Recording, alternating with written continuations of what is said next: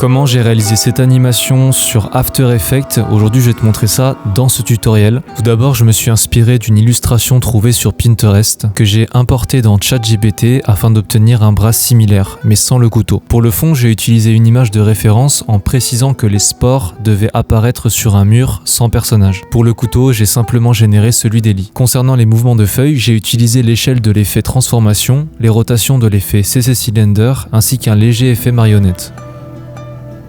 Pour la main, j'ai créé plusieurs masques afin d'incruster correctement le couteau. J'ai aussi réalisé différents masques pour le papillon, notamment pour les ailes et le corps. Les ailes ont été animées avec la 3D simple pour donner l'impression qu'il vole. Pour créer l'ombre du papillon, il suffit de dupliquer sa composition, puis d'ajouter une teinte noire et un flou gaussien. De la décaler en tenant compte de la direction de la lumière. Pour le papillon proche de la caméra, j'ai ajouté un effet spotlight afin de simuler l'ombre produite par la lumière. Et j'ai également fait tourner la composition pour qu'il soit davantage placé sur le côté. Pour l'ombre de la main, j'ai utilisé le même principe, duplication de la composition, ajout d'un effet teinte, d'un flou gaussien, puis léger décalage, et ici c'est juste un masque pour simuler la lumière. Pour le fond, j'ai augmenté les tons clairs afin de le rendre plus lumineux, puis j'ai modifié les couleurs.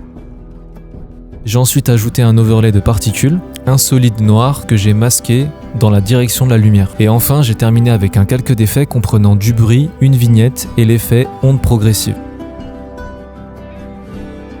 Et si jamais tu as envie de recevoir le projet gratuitement, tu peux commenter projet et je t'envoie ça en DM.